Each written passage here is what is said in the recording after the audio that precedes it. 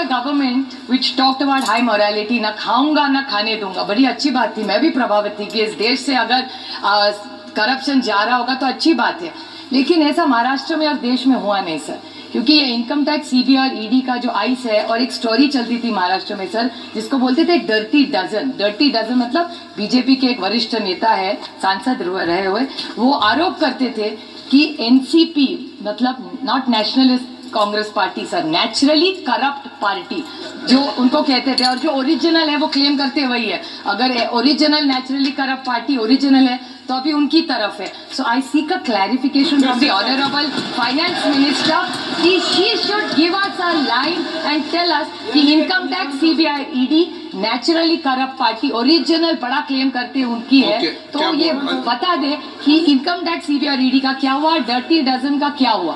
Speaker sir, मैंने पिछली बार बोलते हुए ये कहा कि ये मोदी जी की सरकार है और ये अपनों को भी नहीं छोड़ती. इसी सदन के सदस्य भारतीय जनता पार्टी के जीएम सिद्धेश्वर थे, उनके ऊपर इनकम टैक्स का रेड हुआ, 80 करोड़ रुपया जो है उससे भारत सरकार ने लिया. ये मोदी जी की सरकार है, यदि भारतीय जनता पार्टी के भी लोग चोरी करेंगे तो उनके ऊपर भी इनकम टैक्स होगा, ईडी होगा. और जो राहुल गांधी जी के ऊपर है वो चिदम्बरम साहब का पीएमएल एक्ट है, जिसके कारण उनके ऊपर जो है ईडी का केस चल रहा है. Okay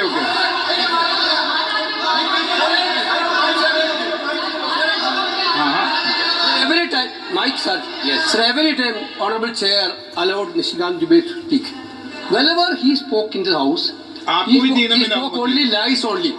Last day he spoke about Priyanka Gandhi ji, not was a member of this house. Sir, 1 minute sir. Priyanka Gandhi ji, not a member of this house. He told in this house that Priyanka Gandhi ji attended Advani's marriage, which is totally wrong, sir. Which is totally wrong. Every time he is telling this galat part. You are allowing that. You are allowing that. Okay. No.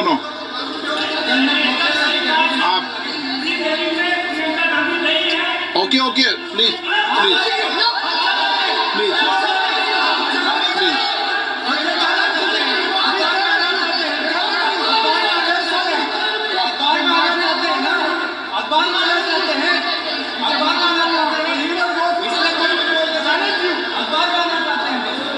Okay, आप conclude कीजिए. Sir, I would like on behalf of my colleagues put it on record that she is not a part of this house, but at a personal level she is a woman and nobody should talk about a lady A who's not a part of this house. B, she has not attended and there is nothing wrong in attending even if somebody did.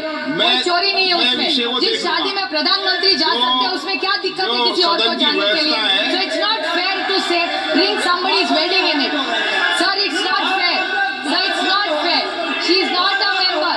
Sir, she is not a member of this house and she did not attend. Let's go by factuals. There's nothing wrong in attending a wedding officially. What is wrong in attending? But let's not do a fake narrative.